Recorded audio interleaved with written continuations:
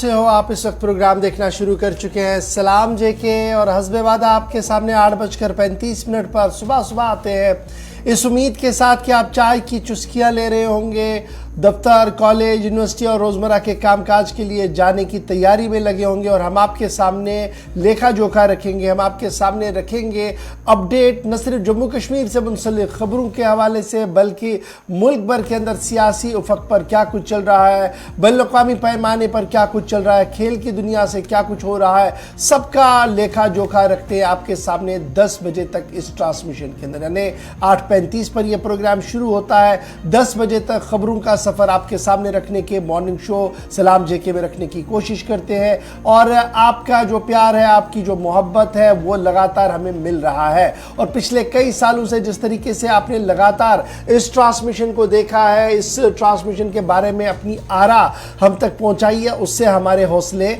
और भी बुलंद हुए। और मुझे भी आज भी उम्मीद है कि जिस तरीके से आप लगातार हमारे साथ राब्ते में है वो राब्ता आज भी मजबूती के साथ आप थाम के रहेंगे और हमारे साथ चलाते रहेंगे उस राब्ते को, क्योंकि फेसबुक पर, ट्विटर पर, इंस्टाग्राम पर, कू पर ये वो राब्ते हैं सोशल मीडिया के जहां पर आपके और हमारे रिश्ते और राब्ते मज़ीद मजबूत होते हैं, क्योंकि इनबॉक्स आकर आप वहां से कुछ फीडबैक हम तक पहुंचाते हैं जिस फीडबैक को हम एनालाइज करके खबर की दुनिया में ले आते हैं या प्रिंट की दुनिया तक पहुंचा देते हैं। तो आज भी इन सभी ज़राए ब्लॉग से आप हमारे साथ ज्वाइन करेंगे और हमारी ऑफिशियल वेबसाइट www.gulistannews.in पर लॉग इन, शेयर और सब्सक्राइब ज़रूर कीजिएगा और वहाँ पर हमें बताइएगा कि किस तरीके के हालात आप देख रहे हैं वहाँ पर और क्या कुछ मज़ीद उसे बेहतर करने की कोशिश में हम काम कर सकते हैं। तो ये फीडबैक भी आपकी तरफ से हमें चाहिए। कुछ चीज़ें कल जो आपने हमारी नोटिस में लाई थी आज वो हमने बेहतरी के साथ उस वेबसाइट पर डाल दिया है। मुझे उम्मीद है कि मज़ीद जो कोताहियाँ, खामियाँ आपको नज़र आएंगी वो आप हम तक पहुँचाते रहेंगे। और इसी उम्मीद के साथ और इसी प्यार के साथ आज के प्रोग्राम का करते हैं आगाज़। और आज चूँकि सबसे पहले आपको हिस्ट्री ऑफ द डे बताएंगे और हिस्ट्री ऑफ द डे यानी तारीखी पस मंज़र में क्या कुछ आज के दिन में हुआ है 3 तारीख को बताएंगे मेरे साथी रहमत कलीम जो दिल्ली स्टूडियो में मेरे साथ मौजूद है। सलाम जेके देखने वाले तमाम नाज़रीन को रहमत कलीम का साथ सलाम पहुँचे। ज़रूरी बातें आपको बता दी गई है, लेकिन जो ख़बरों का सिलसिला है वहाँ तक पहुँचने से पहले हम आपको बताते हैं आज के दिन के हवाले से तारीख़ी झरोकों से क्या कुछ ख़ास अहमियत है। आज ही के दिन कौन कौन सी अहम चीज़ें वाक़ हुई थी दुनिया में, हिंदुस्तान में, उन तमाम चीज़ों को मुख्तसरन आपके सामने रखते हैं। ये हमारा फॉर्मेट है और इसी के मुताबिक आज की तारीख़ के हवाले से अगर बात करें तो आज की तारीख़ आपके सामने है। कुछ अहम पॉइंट्स जिसमें बताया गया है कि आज ही की तारीख़ थी यानी 3 जनवरी थी। 1943 का साल था जब लापता अफराद के बारे में मालूमात पहली बार टेलीविजन पर नश्र की गई। इससे पहले लापता अफराद के बारे में टेलीविजन पर बातें नहीं की जाती थी या उसके बारे में कोई खबर नहीं दी जाती थी। तो 1943 में पहली बार ऐसा हुआ।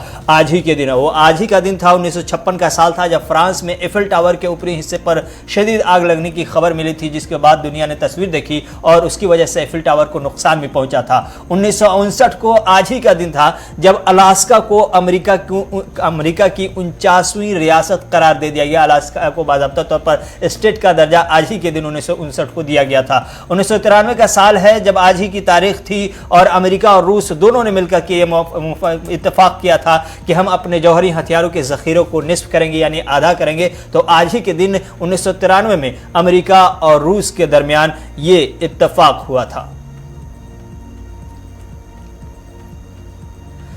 साल 2015 की बात है। आज ही का दिन था जब नाइजीरिया में बोको हराम जैसी दहशतगर्द तंजीम ने हमला किया था और उस हमले में तकरीबन 2000 अफराद एक दिन में यानी सिर्फ और सिर्फ 10 से 12 घंटे के अंदर हलाक कर दिए थे इस दहशतगर्द तंजीम ने। 2020 में पीएम मोदी ने आज ही के दिन बेंगलोर में इंडियन साइंस कांग्रेस की 107वीं इजलास का इफ्तिताह किया था और आज ही 108वीं इजलास का भी इफ्तिताह होने वाला है। 1980 की बात है। आज ही का दिन था जब अफगानिस्तान के सदर बाबरी माल ने श्वेत हमले को जायज करार दिया था, जिसके बाद से हंगामा बहुत तेज हुआ। और 1968 को आज ही का दिन था जब हिंदुस्तान ने पहले मौसमियाती रॉकेट मेनिका को लॉन्च किया और कामयाबी मिली।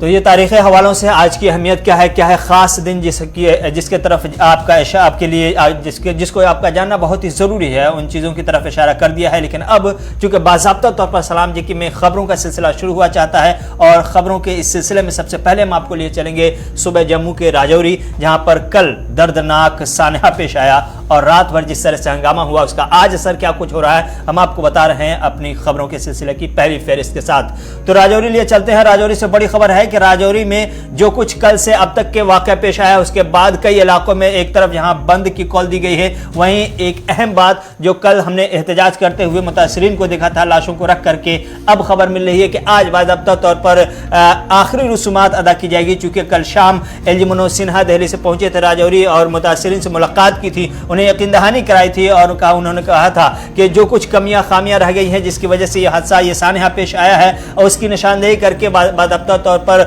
मुजरिमीन को कैफर किरदार तक पहुंचाया जाएगा और इंसाफ दिलाने की उन्होंने यकीन दहानी कराई। जिसके बाद अहले खाना ने मन बनाया और फैसला किया कि आज आखिरी रसूमात अदा की जाएगी।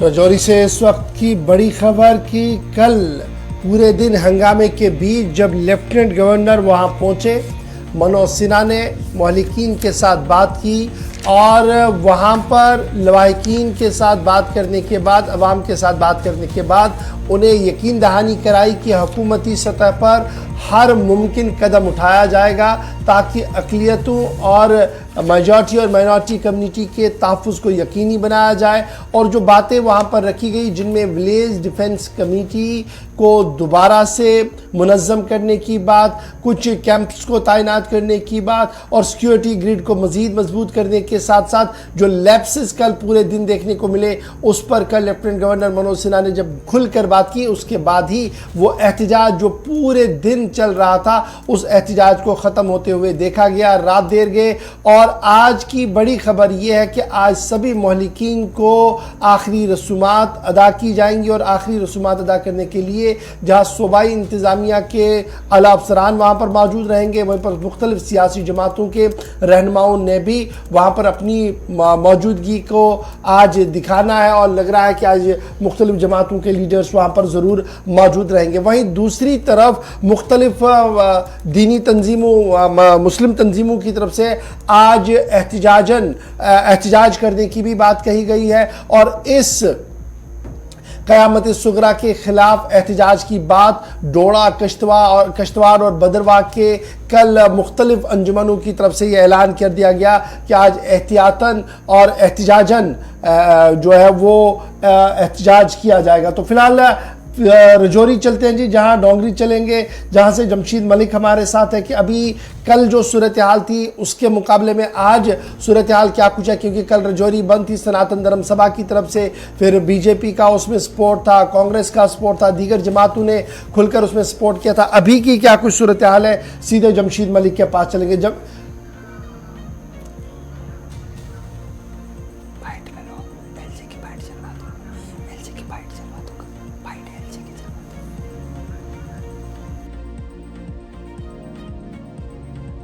दुर्भाग्यपूर्ण दुखद घटना हुई, सूचना मिलते ही हम सब यहाँ आए हैं। शासन के जितने भी हमारे वरिष्ठ सहयोगी और डीजीपी और पहले ही आ गए थे, ये लोग काम कर रहे हैं। मैंने व्यक्तिगत रूप से उन्होंने से बातचीत की है।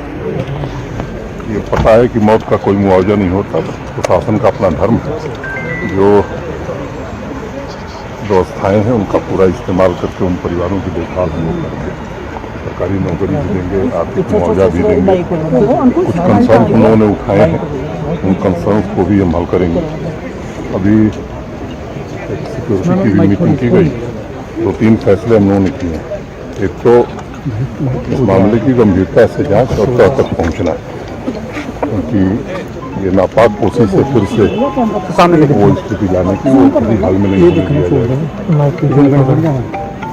कुछ लोगों ने सवाल उठाया लैप्सेस का, तो उसके लिए एक इंक्वायरी गठित करके पता करेंगे और इंक्वायरी की रिपोर्ट के आधार पर आर्मी के लोग भी थे, ये लोग भी पूरी मुस्तैदी से इस इलाके में आने वाले दिनों में प्रभावी कार्रवाई हो ये कोशिश की जाएगी। और जिन लोगों ने भी घटना को अंजाम दिया है, पूरा हिसाब बराबर किया जाएगा। सर, ये गांव जो है मिनॉरिटी कम्युनिटी के हैं, यहाँ पर क्या कोई स्पेशल पोस्टें बनाई जाएगी ऐसे गांव को प्रोटेक्ट करने के लिए? सबको प्रोटेक्ट करने के लिए जो भी मेजर्स लेने होंगे वो लिए जाएंगे।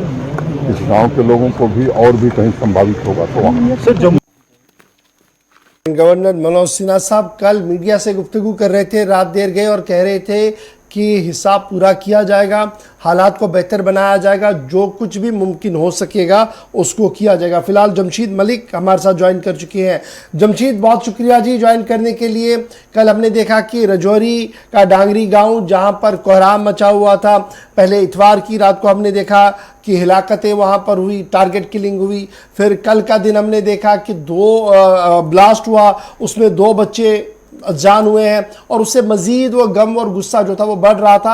लेकिन लेफ्टिनेंट गवर्नर के आते आते मामलात सुधर गए, हालात काबू में आए और अब खबर ये है कि आज आखिरी रसूमात अदा की जाएंगी। बिल्कुल, आज इनकी आखिरी रस्मात अदा की जाएगी। सड़कों पर थे और एहतजाज कर रहे थे, यही मांग जब यहाँ नहीं तब तक डेड बॉडीज नहीं। हालांकि उससे पहले हमने देखा कि चाहे सियासी लीडरान हो या पुलिस के आला अधिकारी वो भी मौके पर पहुंचे, मगर उसके बावजूद भी लोगों की एक ही मांग थी कि जब तक एलजी यहाँ नहीं पहुंचेंगे तब तक ये एहतजाज खत्म नहीं किया जाएगा। उसके बाद जब एलजी पहुंचे हैं तो उनसे बातचीत के बाद ही लोगों के साथ जब बात हुई है और लोगों की जो मांगे थी उनको सुना गया, उनको पूरा करने की यकीन दहानी करवाई गई और उसके बाद ही लोगों ने गड़बड़ी सड़कों से उठाई। आज उनकी आखिरी रस्मात अदा की जाएगी, मगर लोगों के अंदर बहुत ज्यादा गुस्सा कल देखने को मिलता है। उसकी सबसे बड़ी वजह जो देखने को मिली थी वो यही थी कि कल जो एक लापरवाही भी हुई है, जिस कारण एक आईडी ब्लास्ट होता है उसी घर के बाहर, दीपक कुमार के बाहर, जिसको रात को टारगेट किलिंग हुई और सुबह उसके घर के बाहर एक आईडी ब्लास्ट होती है जिसमें 7 लोग जख्मी होते हैं, उनमें से भी 2 बच्चे दम तोड़ देते हैं। उससे लोगों में काफी गुस्सा मजीद बढ़ा है। हालांकि एलजी ने उनकी मांगे तमाम पूरी कर ली, मगर उससे पहले अगर बात करें डीजी की तरफ से भी यकीन दहानी करवाई गई थी कि आपकी वीडीसी की जो हथियार हैं वो आपको दोबारा वापस दिए जाएंगे, मगर लोग उसके बावजूद भी मानने को तैयार नहीं थे, क्योंकि जितना गौर इस तरह के हालात राजौरी के अंदर 1997 में देखने को मिले थे, जब इन 1997 और उसके बाद 1999 में जहां सिविलियन किलिंग हुई और उसके बाद बिल्कुल ऐसे ही हालात थे, तब भी सड़कों पर डेड बॉडियां रखी गई थी और एहतजाज किए थे, मगर हालात काफी बेहतर हुए थे। मगर एकदम दोबारा काफी कशीदगी हालात में देखने को मिली, जहाँ टारगेट किलिंग, सिविलियन के हलाकत की खबरें सामने आई, जिससे राजौरी की बात नहीं करें, पीर पंचाल के अंदर ही काफी गुस्सा पाया रहा है। मुख्तलिफ तंजीमों की तरफ, चाहे सियासी हो, समाजी हो, सब तंजीमों की तरफ से एहतजाज का सिलसिला देखने को मिला। कल हमने देखा कि जमशीद मलिक, आप स्टैंड बाय हमारे साथ रहेंगे। भारतीय जनता पार्टी के सीनियर लीडर विबोध गुप्ता साहब भी हमारे साथ ज्वाइन किए हुए हैं। बहुत बहुत शुक्रिया सर ज्वाइन करने के लिए।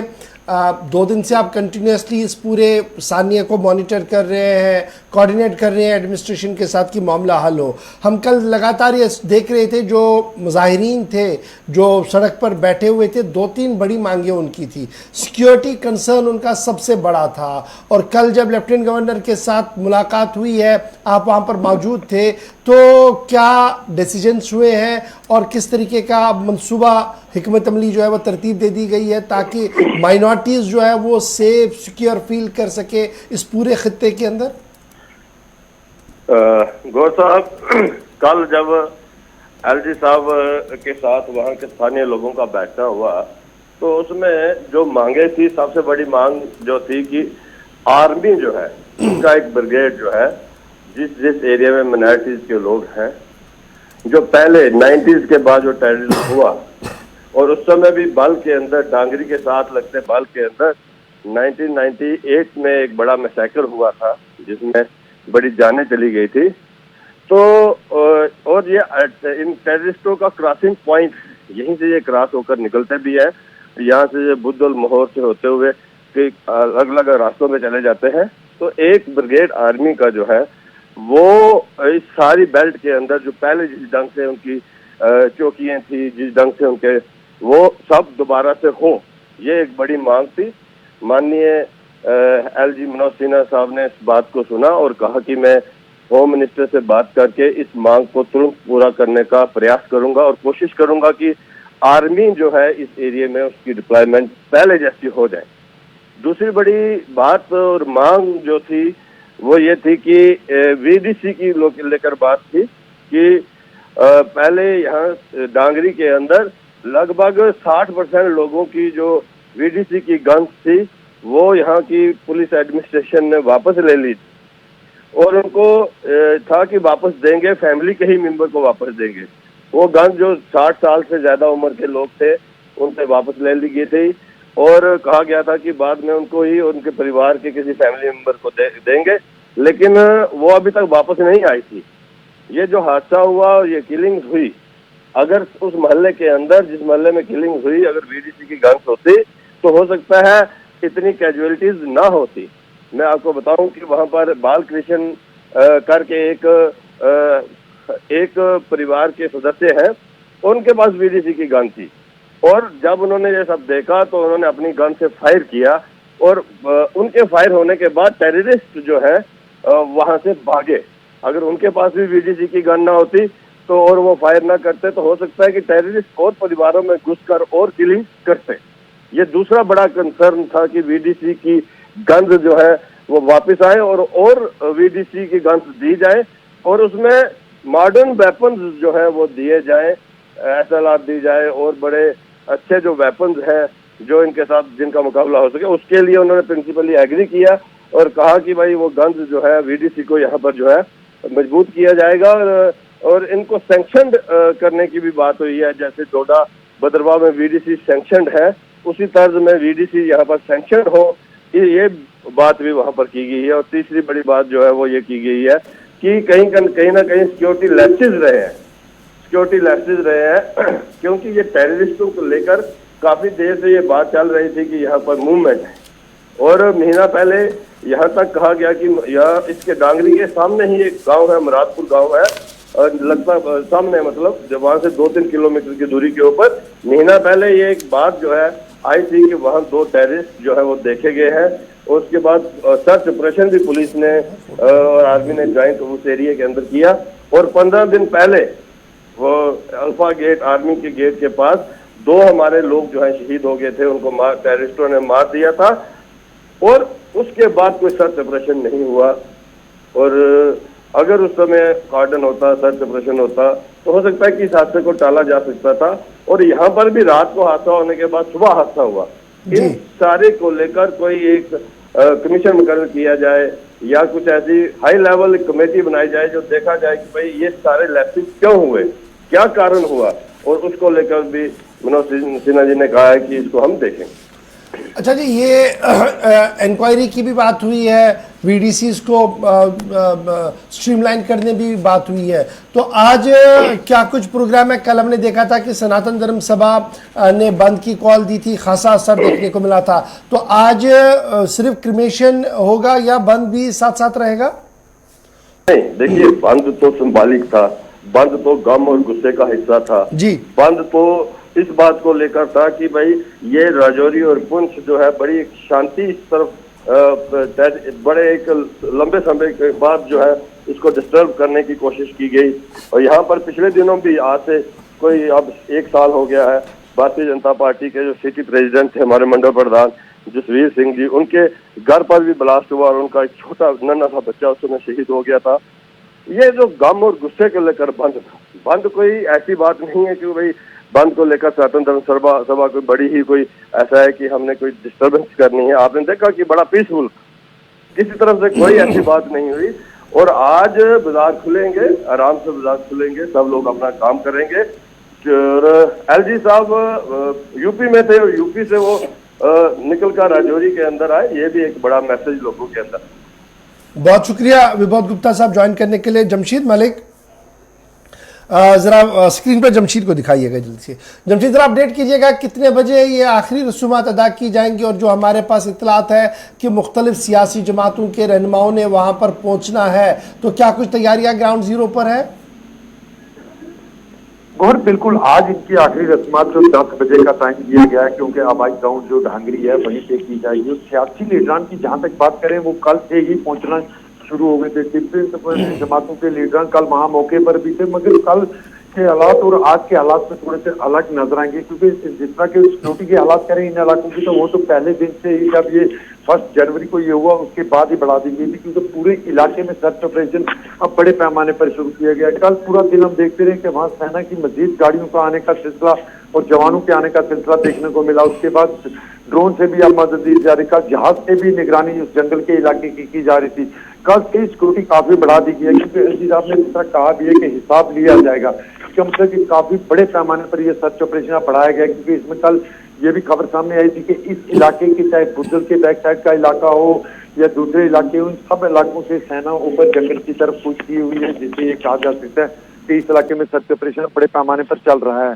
और आज की 10 बजे के बाद जब उनके आखिरी रस्मात अदा होगी, ऐसा लग रहा है कि वहां लीडरान के पहुंचने का आज भी सिलसिला लगातार देखने को जरूर मिल सकता है। गौहर, हमारे साथ ज्वाइन करने के लिए फिलहाल सीधे चलेंगे जी हम किश्तवाड़ और डोडा बदरवाह, क्योंकि खबर ये है कि इस सानिया को लेकर, यानी जो पुंछ रजौरी के अंदर ये सानिया हुआ जहां पर डोंगरी के अंदर नौजवानों की मौत वाक़या हुई, उसको लेकर अब सदाए एहतजाज दीगर इलाकों के अंदर भी हो रहा है। और मुस्लिम फेटर्निटी ने इस पूरे मामले को इस्लाम के ख़िलाफ़ करार देते हुए इसे इंसानियत का कत्ल करार दिया है। जहां कल मुफ्ती आज़म जम्मू कश्मीर मुफ्ती नासरुल इस्लाम का बयान भी सामने आया, वहीं पर आज डोडा, किश्तवाड़ और बदरवाह के अंदर भी बंद का ऐलान कर दिया गया। सीधे चलेंगे पहले जी अजय शान के पास। अजय, ज़रा अपडेट कीजिएगा, क्या कुछ खबर है आपके पास? और वसीम भी हमारे साथ ज्वाइन कर चुके हैं। अजय, क्या कुछ डिटेल्स आपके पास है?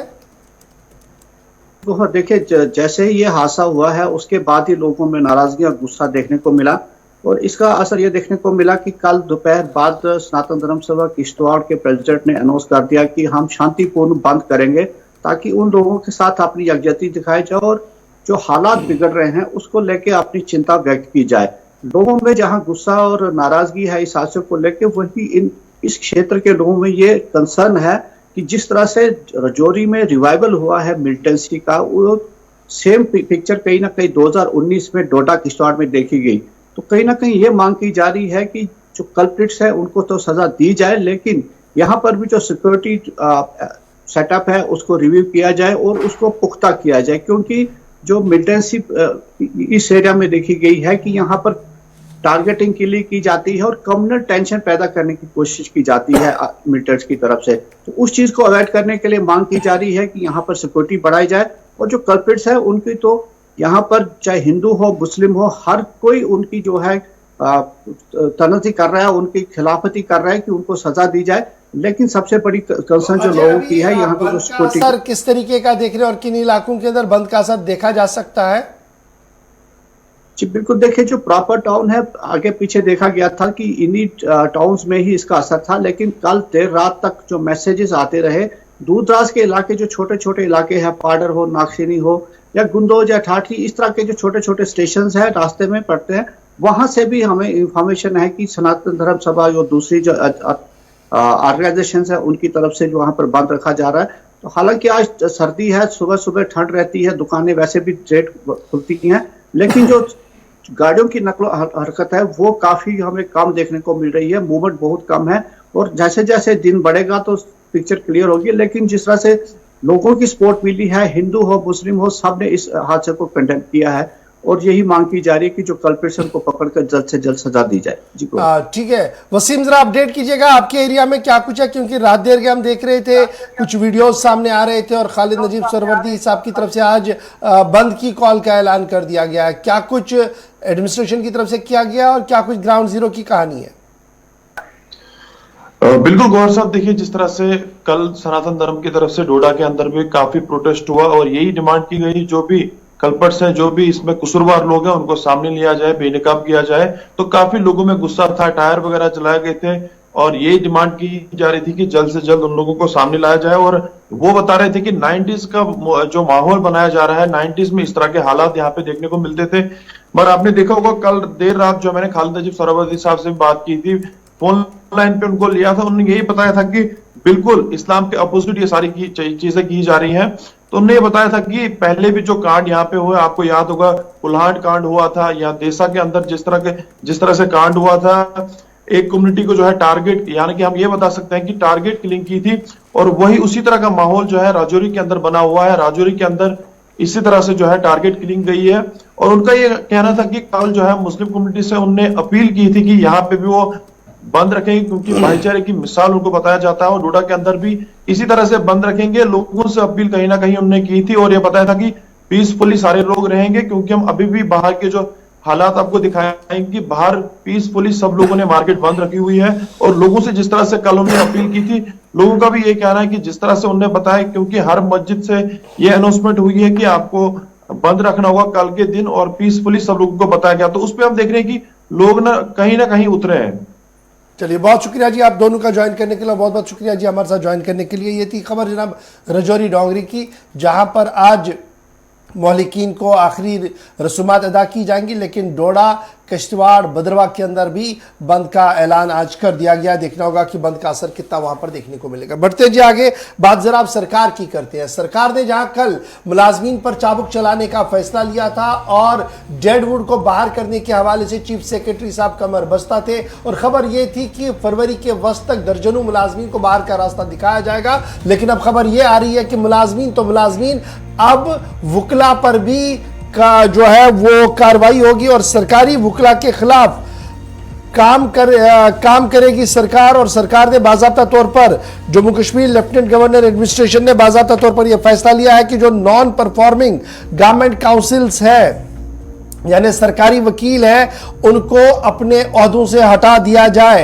ये बड़ा फैसला होगा और बड़ा डिसीजन होगा, क्योंकि लगातार हम ये देख रहे थे कि लैतुलैल से काम लिया जा रहा था मुख्तलिफ सरकारी वकला की तरफ से सरकारी केसों के अंदर, जिसकी वजह से अवाम को भी काफ़ी मुश्किलात का सामना करना पड़ रहा था। और गुज़श्ता दिनों जम्मू कश्मीर लद्दाख हाई कोर्ट से लेकर दीगर अदालतों के जज साहिबान की तरफ से बड़ी सख्त टिप्पणी जो है वो सरकारी कामकाज को लेकर और सरकार के लिए की गई थी, जिसके बाद ही लेफ्टिनेंट गवर्नर एडमिनिस्ट्रेशन के सबसे बड़े अधिकारी, चीफ सेक्रेटरी रैंक के अफसर डॉक्टर अनिल कुमार मेहता ने यह फैसला लिया है कि सभी उन नॉन परफॉर्मिंग गवर्नमेंट काउंसिल्स के खिलाफ कार्रवाई होगी जो लगातार अपने काम में लैतुलैल कर रहे हैं। सीधे श्रीनगर चलेंगे, हिलाल हमारे साथ ज्वाइन कर चुके हैं। हिलाल, कल आप अपडेट कर रहे थे कि मुलाजमीन पर चाबुक चलेगा और डेडवुड को बाहर किया जाएगा। आज खबर यह है कि टेक्निकली साउंड वुकला जो सरकारी वकील है और सरकार को मुख्तलिफ केसों के अंदर रिप्रेजेंट करते हैं, मुख्तलिफ कोर्टों के अंदर रिप्रेजेंट करते हैं, लेकिन जो सरकार के खिलाफ टिप्पणियां कोर्ट की आई है, उसके बाद नींद टूटी है एडमिनिस्ट्रेशन की और फैसला लिया गया कि उन लोगों के खिलाफ भी कार्रवाई होगी जो लैतुलैल से काम ले रहे हैं।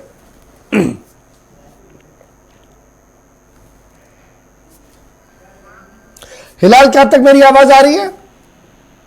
जी बिल्कुल आ रही है जी, अपडेट कीजिएगा, क्या है पूरी खबर?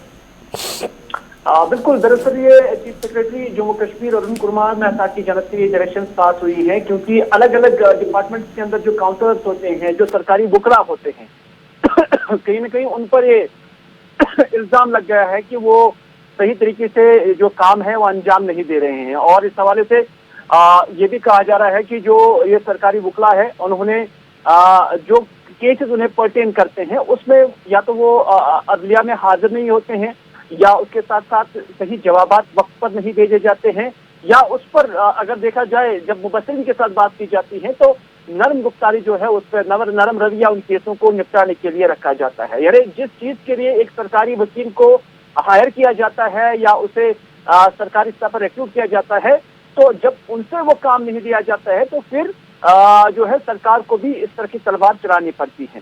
क्योंकि रिसेंट पास्ट में जो केसेस गुजरे हैं उसमें जो सरकार को फटकार लगी है अदलिया की जानब से, तो उस पर अब कहीं ना कहीं सरकार को भी अब होश के नाखून लेने की कोशिश कर रही है। और इस हवाले से उन्होंने जो उनके मातहत लोग हैं या जो कंसर्न काउंसलर्स हैं या कंसर्न जो काउंसिल्स हैं, उन्हें जवाबदेह बनाने के लिए अब सरकार ने अब हिदायत जारी की है और कहा है कि ऐसी लिस्ट फराहम की जाए और उनके खिलाफ कार्रवाई की जाए जिन्होंने अभी तक ईमानदारी से और उसके साथ साथ एफिशिएंटली जिन्होंने इस सवाल पे काम नहीं किया है।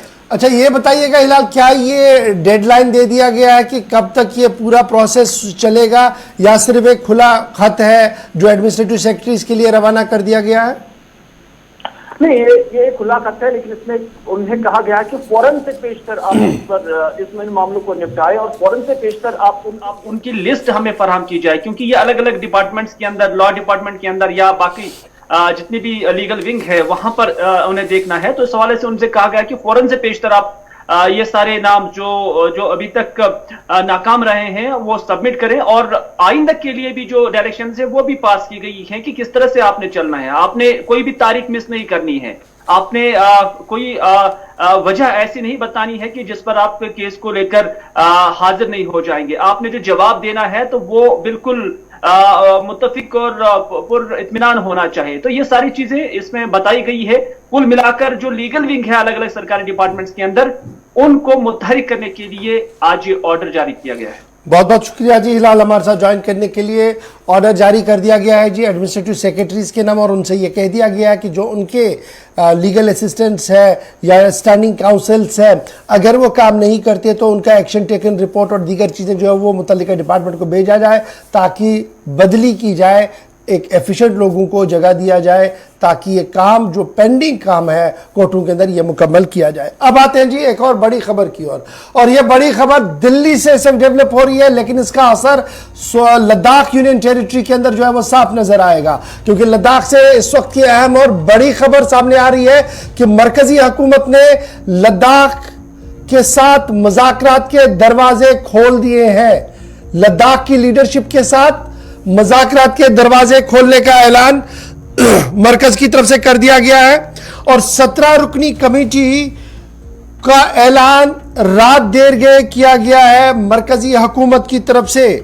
और इस 17 रुकनी कमेटी की सरबराही वजीर ममलिकत नित्यानंद राय करेंगे। वजीर ममलिकत बराए दाखिला नित्यानंद राय इस मुज़ाकराती अमल को आगे बढ़ाएंगे और इस 17 रुकनी पैनल के हेड की हैसियत से वो काम करेंगे। एपेक्स यानी लेह के अंदर वो जमात जो लगातार इस बात की मांग कर रही थी कि जनाब उनके दीरीना मामला, चाहे वो सियासी मामले हो या इख्तिसादी मामले हो या नौकरी के मामले हो, उन पर मरकजी हुकूमत संजीदगी के साथ गौर करे। एक तो उन्हें रिप्रेजेंटेशन इसमें मिली है, साथ साथ कश्मीर जो केडीए है, करगिल डेमोक्रेटिक अलायंस, उसे भी यहाँ पर जगह दे दी गई है। और 17 रुकनी कमेटी, और ये 17 रुकनी कमेटी में के अंदर लेफ्टिनेंट गवर्नर आर.के. माथुर साहब भी मौजूद रहेंगे और साथ साथ दीगर अफसरों को भी इसमें जगह दे दी गई है। 5 अगस्त 2019 को जम्मू कश्मीर रियासत को तकसीम कर दिया गया था, union territory without registration Ladakh को बना दिया गया था, जिसके बाद लद्दाख के अंदर सियासी गहमा गहमी तेज हुई थी और लद्दाख सिख शेड्यूल और दीगर चीज़ों को लेकर सरापा एहतजाज भी थे। और एक राउंड के बाद जो दिल्ली के अंदर हुआ था उसके बाद मुज़ाकरात थम गए थे, लेकिन अब बाज़ाब्ता तौर पर जम्मू कश्मीर लद्दाख के लिए एक बड़ा फैसला लिया गया है कि हाई पावर कमेटी बनाई गई है, HPC जिसका नाम दिया गया है, जिसकी सरबराही नित्यानंद राय वजीर ममलिकत बराए दाखिला करेंगे। और इसके अंदर जो डिस्कशन होगा वो बड़ा इंपॉर्टेंट होगा कि रिलीजियस यूनिकनेस, रिलीजियस और कल्चरल लैंग्वेज और नौकरियां और दीगर चीज़ें जो लगातार उनकी तरफ से एपेक्स या केडीए की तरफ से सामने रखी गई थी, उस पर गुफ्तगू के लिए मरकज ने दरवाजे खोल दिए हैं। नित्यानंद राय वजीर ममलिकत चेयरमैन की हैसियत से रहेंगे। राधा कृष्ण कुमार, आर.के. माथुर साहब लेफ्टिनेंट गवर्नर जो है वो 22 मेंबर के इसमें रहेंगे। मेंबर पार्लियामेंट नामग्याल साहब इसके मेंबर होंगे। CEC लेह और CEC कारगिल, ये दोनों मेंबर यहां पर रहेंगे। Joint secretary Jammu Kashmir Ladakh affairs वजारत दाखिला मेंबर की हैसियत से रहेंगे। डायरेक्टर रैंक के अफसर जो लद्दाख और जम्मू कश्मीर इंचार्ज है, मेंबर सेक्रेटरी के तौर पर वजारत दाखिला के एक और मेंबर रहेंगे। इसके अलावा एक नॉमिनेटेड मेंबर रहेंगे जी वजारत दाखिला की तरफ से। एपेक्स बॉडी में थुपसन चौंक साहब जो चेयरमैन एपेक्स बॉडी के हैं उन्हें नामजद किया गया है। फिर नवांग रिगजिन जोरा साहब जो साबिक वजीर भी है और कांग्रेस के टेरिटोरियल सदर वहां पर है, उनको रखा गया है। अशरफ अली साहब को इसमें रखा गया है। आचार्य स्टेजन को इसमें रखा गया है। और उसके साथ श्री कोशक जी को इसमें रखा गया है। और जब आप इसमें करगिल पार्ट को देखेंगे, क्योंकि लेह और करगिल बड़ा इंपॉर्टेंट है, असगर करबलाई साहब जो केडीए के को चेयरमैन है उनको नामजद किया गया है, कमर अली आखून साहब इसमें है, सज्जाद करगिली जो नौजवान भी है और काफ़ी सोशो एक्टिविस्ट वहाँ पर है उनको रखा गया है, और नारबू साहब जो LBA के कारगिल के सदर हैं उनको इसमें रखा गया है। और इस तरीके से 17 रुकनी कमेटी का ऐलान मरकज की तरफ से रात देर किया गया जब मुज़ाकरात के दरवाजे लद्दाख के साथ खोल दिए जाएंगे। मोहम्मद इसाक सबसे पहले हमारे साथ हमारे नुमाइंदे ज्वाइन करेंगे।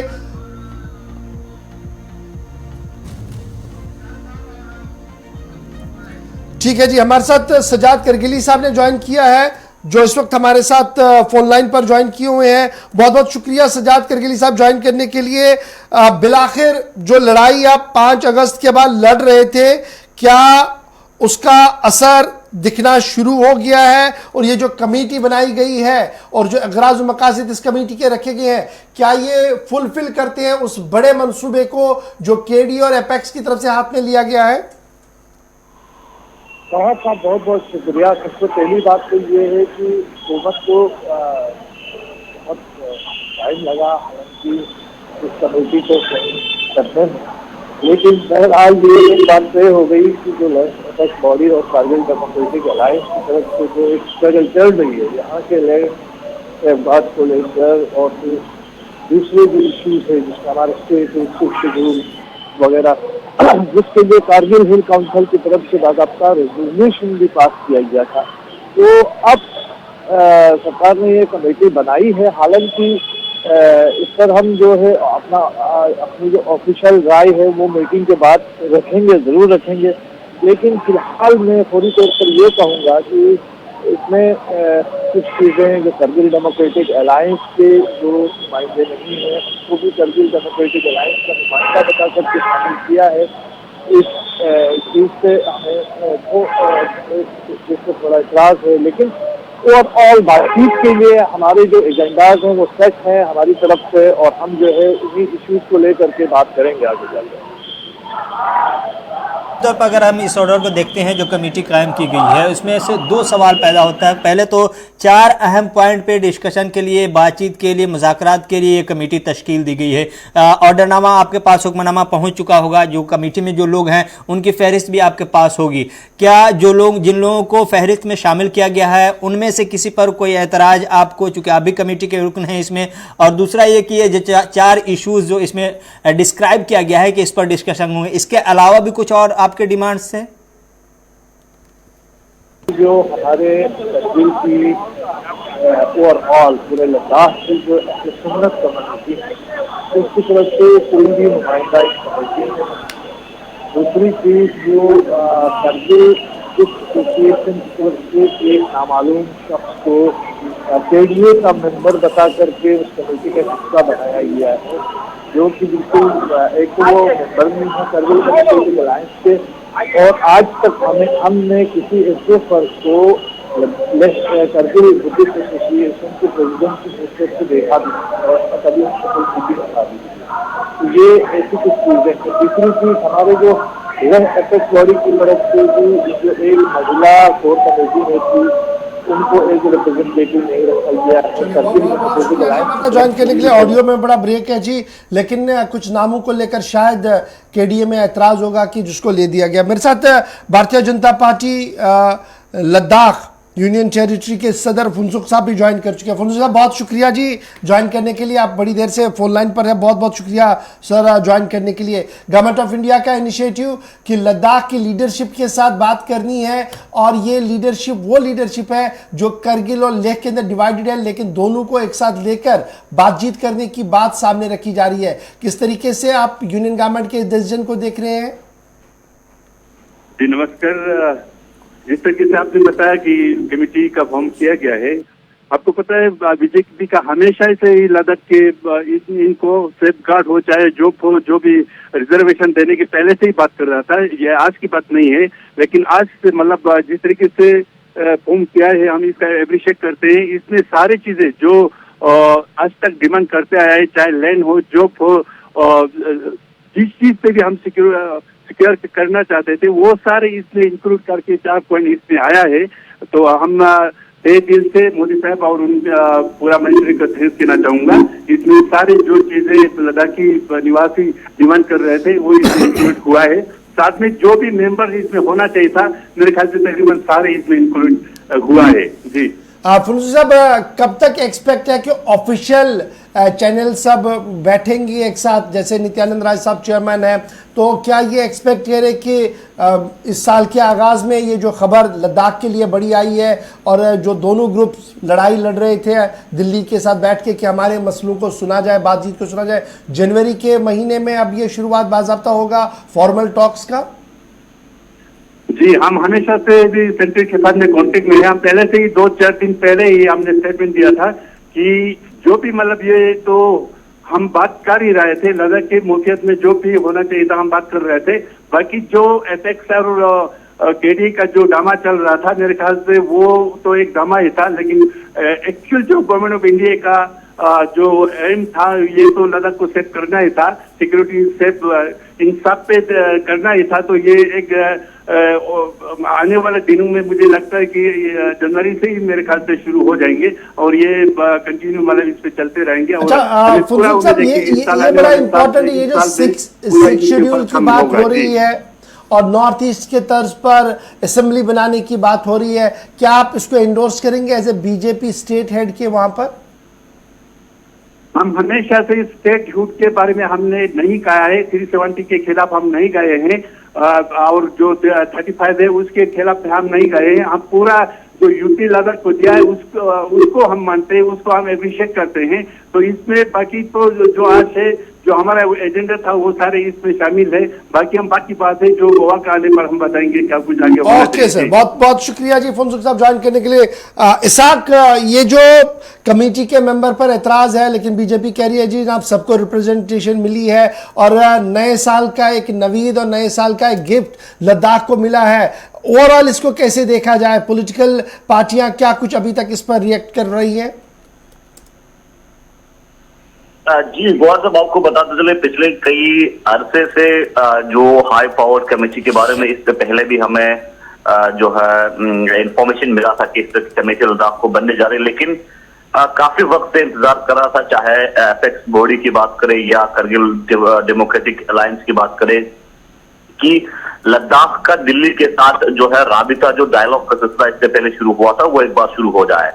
लेकिन अब गवर्नमेंट ऑफ इंडिया की जानिब से खासकर जिस तरह से चेयरमैनशिप ऑफ श्री नित्यानंद राय जो कि minister of state home affairs है, उनकी क़यादत में जो हाई पावर कमेटी HPC बना है लद्दाख के लिए, ये यकीनन जो एक डायलॉग का सिलसिला पहले से शुरू हुआ था उसको आगे बढ़ाने के लिए काफी महत्वपूर्ण जो है देखा जा सकता है। और अब जिस तरह से आने वाले वक्त में, क्योंकि कल रात देर गई ऑर्डर लद्दाख तक पहुंचा है और अभी मुख्तलिफ सोशल मीडिया पे ये जो ऑर्डर है वो सर्कुलेट होते हुए दिखाई दे रहे हैं और बहुत सारे लोग इसको वेलकम करते हुए भी दिखाई दे रहे हैं। लेकिन आज दिन में काफी अहम होगा कि आज दिन में शायद आने वाले समय में भारतीय जनता पार्टी की जानिब से एक प्रेस कॉन्फ्रेंस भी इसके ऊपर किया जा सकता है और बाकी जो केडीए और एपेक्स का रद्द-ए-अमल देखा जा सकता है। फिलहाल इस जो ऑर्डर में अहम चीज ये है कि हिल काउंसिल को स्ट्रेंथन बनाने की बात की है, ये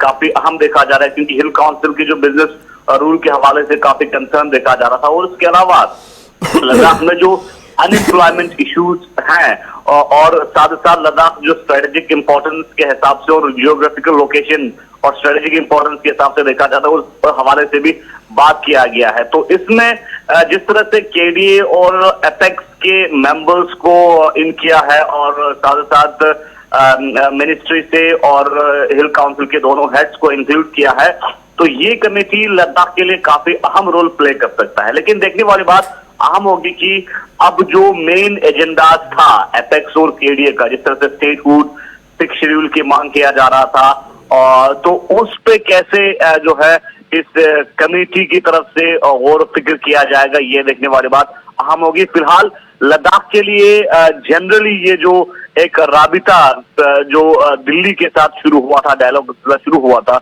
लद्दाख के इश्यूज को लेके, वो आगे बढ़ाने के लिए ये कमेटी काफी अहम रोल प्ले कर सकता है।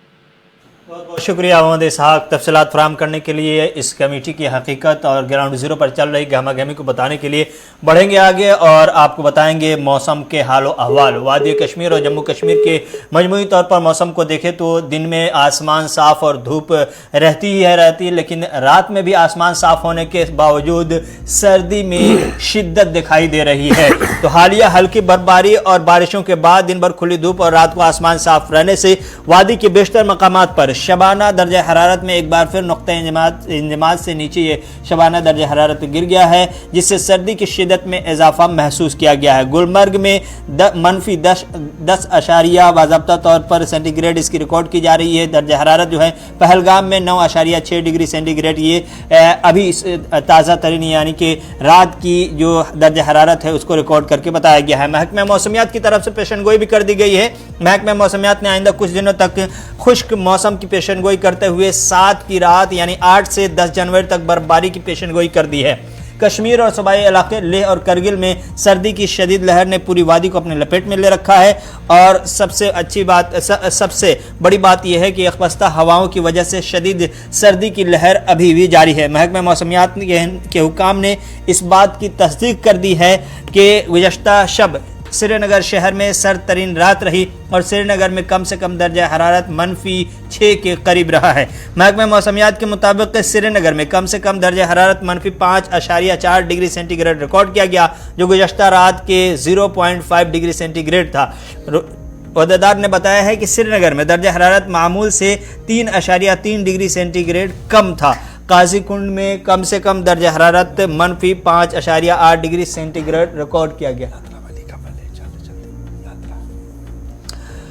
तो वादी कश्मीर की मौसम में तब्दीली आ रही है। 8 के बाद बर्फबारी फिर से हो सकती है, पेशनगोई हो चुकी है। देखना है 8 तारीख को क्या कुछ तस्वीर बदलती है। लेकिन हम बढ़ते हैं आगे और अब नेशनल खबरों की तरफ आते हैं, कौमी खबरों की तरफ आते हैं और लिए चलते हैं सबसे पहले आपको दिल्ली, जहां पर बताएंगे कि एक बड़ी गहमा गहमी तेज होती दिखाई दे रही है और यह गहमा गहमी राहुल गांधी की क़यादत में चलने वाली शुरू होने वाली फिर से भारत जोड़ो यात्रा से मुतल्लिक है। अब से थोड़ी देर बाद बाज़ाब्ता तौर पर भारत जोड़ो यात्रा गाजियाबाद, यूपी के गाजियाबाद से शुरू होने जा रही है और इस यात्रा को बाज़ाब्ता तौर पर दूसरे मरहले और आखिरी मरहले का यात्रा बताया जा रहा है। क्योंकि इससे पहले जब कन्याकुमारी से यात्रा शुरू हुई थी तो फिर दिल्ली पहुंच करके यात्रा को 1 हफ्ते के लिए यानी करीब करीब 9 दिनों के लिए रोक दिया गया था, इसको मुलतवी किया गया था और इस 9 दिनों के दौरान बाज़ाब्ता तौर पर राहुल गांधी और दीगर यात्री जो हैं वो सब के सब आराम कर चुके हैं और एक बार फिर से नए अज़्म, नए इरादे और नए जोश के साथ निकलते हुए नजर आ रहे हैं। अब से थोड़ी देर बाद गाजियाबाद राहुल गांधी और उनका काफिला पहुंचेगा और इसके बाद गाजियाबाद से होते हुए हरियाणा, हरियाणा से पंजाब और इस तरह से फिर जम्मू कश्मीर।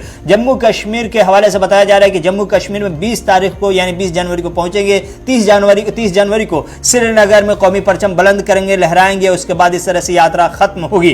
तो राहुल गांधी की क़यादत में यात्रा का यह दूसरा मरहला अब से थोड़ी देर बाद गाजियाबाद यानी यूपी के गाजियाबाद से शुरू होगा। वहां पर कलीदी खिताब करेंगे और इस खिताब के बाद ये यात्रा शुरू होगी। इस यात्रा को लेकर के तैयारियां पहले ही मुकम्मल कर ली जा चुकी हैं, लेकिन अब ये यात्रा जो शुरू हो रही है करीब करीब 1 महीने तक और चलेगी और इस तरह से भारत जोड़ो यात्रा जो कश्मीर से कन्याकुमारी तक का इरादा किया गया था, रोड मैप तैयार किया गया था, एक छोटे से ब्रेक के बाद आगे बढ़ता हुआ फिर से शुरू होता हुआ नजर आ रहा है। यानी आज उत्तर प्रदेश, उसके बाद पंजाब और कुल मिलाकर जम्मू कश्मीर ये यात्रा एंटर करेगी जी 20 जनवरी को और 10 दिन राहुल गांधी जम्मू कश्मीर के अंदर रहेंगे। यानी 10 दिन पैदल सफर होगा राहुल गांधी का और 30 तारीख को कौमी परचम लहराएंगे लाल चौक के अंदर। ये प्रोग्राम टेंटेटिवली कांग्रेस की तरफ से कहा गया। कांग्रेस तर्जुमान रविंदर शर्मा जी इस वक्त हमारे साथ फोन लाइन पर है। शर्मा साहब बहुत शुक्रिया जी ज्वाइन करने के लिए। कांग्रेस का ये बड़ा प्रोग्राम, तरह तरह की खबरें, तरह तरह की बातों के बीच गुज़श्ता दिनों ये भी खबर आई कि कांग्रेस का इल्ज़ाम था कि सिक्योरिटी के साथ छेड़छाड़ की जा रही है दिल्ली में, जिस तरीके के विजुअल सामने आए जिसके बाद सिक्योरिटी ब्रीफ भी किया गया और बयानात भी आए हैं। लेकिन जब मैं कश्मीर सेंट्रिक इस खबर को देखता हूं तो क्या प्रोग्राम है 10 दिन का राहुल गांधी साहब का, क्योंकि 10 दिन राहुल गांधी जो है वो जम्मू कश्मीर के अंदर रहेंगे। 20 तारीख को वो एंटर करेंगे लखनपुर से और 30 तारीख को उनका कौमी परचम लहराने का प्रोग्राम है। पूरा प्रोग्राम है क्या और अभी तक क्या एक्सपेक्टेशन है कांग्रेस की, कितने लोग ज्वाइन कर सकते हैं इसमें? देखिए गौर जी, जम्मू कश्मीर का अंतिम चरण है और कन्याकुमारी से कश्मीर यात्रा का नाम है। और सबसे महत्वपूर्ण जो चरण है वो मैं जम्मू कश्मीर का समझता हूँ, कई महीने उसके हैं। और भारत जोड़ो का असली मकसद तो जम्मू कश्मीर में भाईचारा और सारे देश में जिस तरह से उन्होंने किया है, यहाँ जिस तरह के हालात हैं उसमें इस यात्रा का महत्व बहुत बढ़ जाता है। 20 तारीख को लखनपुर में एंटर करेंगे, भव्य स्वागत होगा।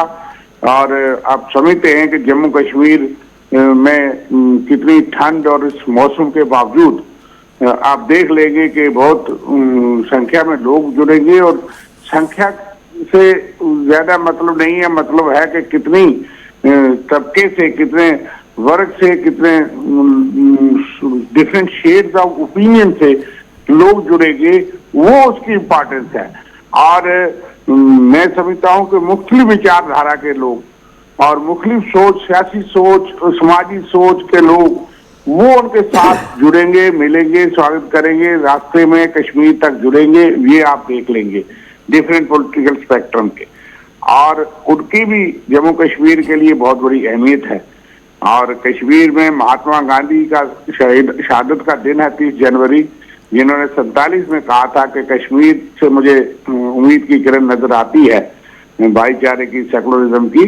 और वैसे ही प्रयास तो ये था कि 26 जनवरी तक पहुंचे, लेकिन वो 30 को दूसरा एक बहुत बड़ा दिन है, तो इसलिए 30 का दिन कश्मीर में पहुंचेंगे। और अभी तक सिक्योरिटी रीजन से ना हमें अभी पूरी जानकारी दी गई है और ना हम ज्यादा शेयर कर पाएंगे जो रूट है, जो सारी चीजें। इसलिए हमारे high power delegation headed by AICC general secretary organisation KC Venugopal साहब, रजनी पाटिल जी और बाकी लोग खुद माननीय लेफ्टिनेंट गवर्नर से मिले।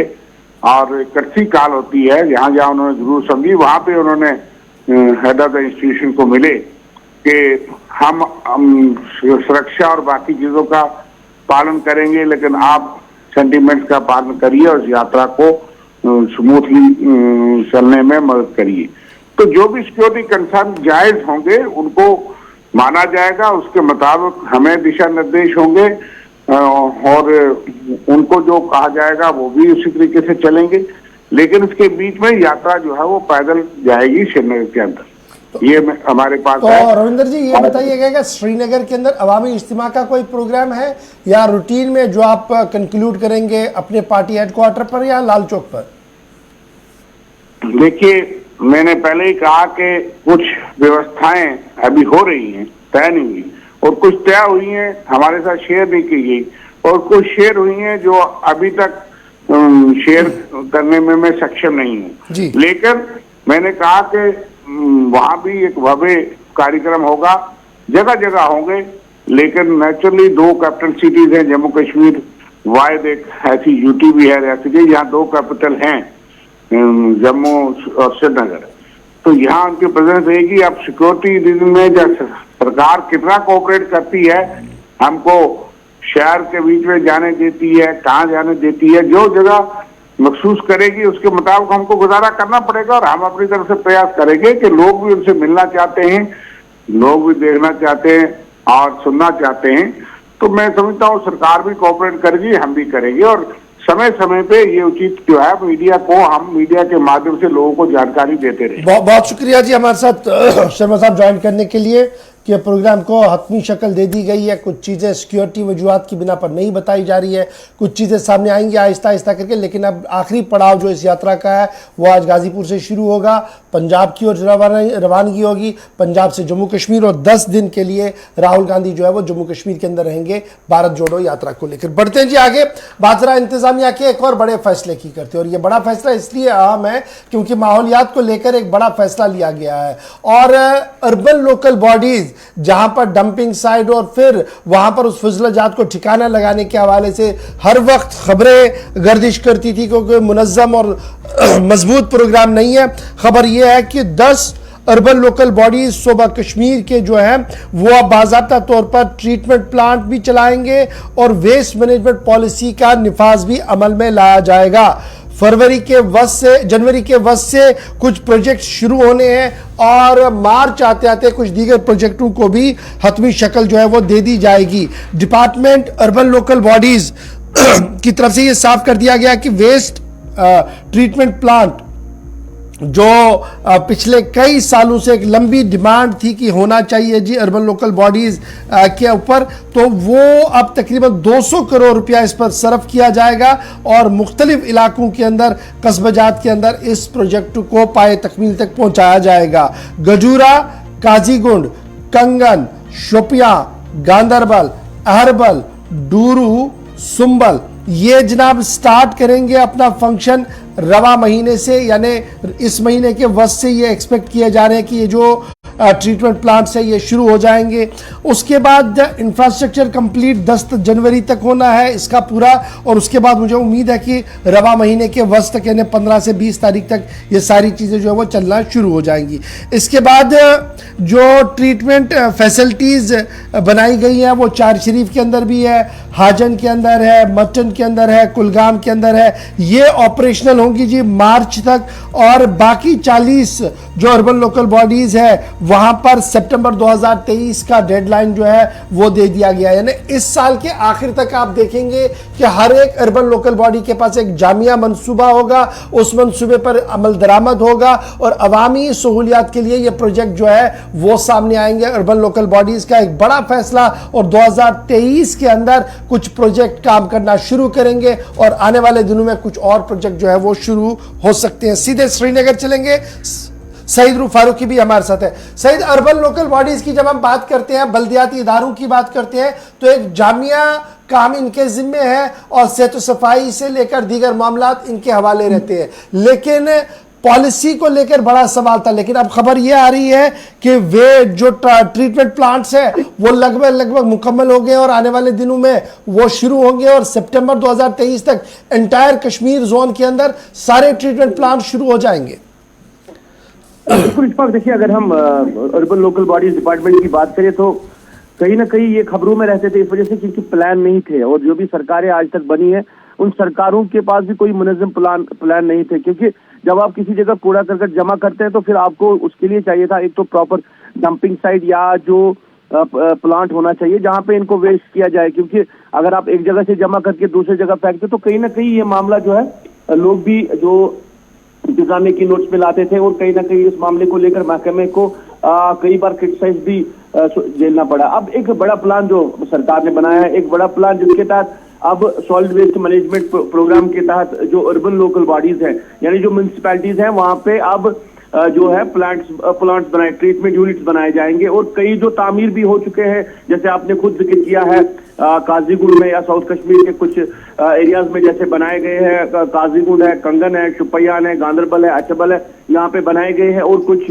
वक्त के अंदर ही वो उनको जो है स्टार्ट किया जाएगा, काम पे लगाया जाएगा। बाकी जहाँ पे भी अभी नहीं बने हैं वहां पे प्लान जो है वो बनाए गए हैं, सरकार ने बाज़ार तौर पर इसके लिए बजट बनाया है और अब हर एक जगह पे ये ट्रीटमेंट जो प्लांट्स है वो बनाए जाएंगे। ये एक बेहतरीन कदम है क्योंकि अगर आप कहीं अब सिर्फ टाउन की बात नहीं करते हैं, अब तो कई ऐसे एरियाज हैं, गांव हैं जहां पे भी अब अर्बन लोकल बॉडीज के साथ उनको जोड़ा गया, जहां पे वो लोग जमा करते हैं कूड़ा करकट, फिर उनको डंप करने के लिए इश्यूज है। क्योंकि आपको याद होगा अगरवाल की श्रीनगर म्युनिसिपल कॉर्पोरेशन जब हम बात करते हैं तो अभी भी वहां पे इश्यूज है, क्योंकि ईदगाह साइड में अगर कहीं बनाया गया है वो डंपिंग साइड, वहां पे लोग कह रहे हैं कि अगर ये डंपिंग साइड है तो यहाँ पे एक प्लांट बनना चाहिए ताकि ये जो वेस्ट है ये बाहर ना आ जाए, इससे बदबू ना आ जाए, एक अच्छे और मुनज़्ज़म तरीके से इसका सफाया हो।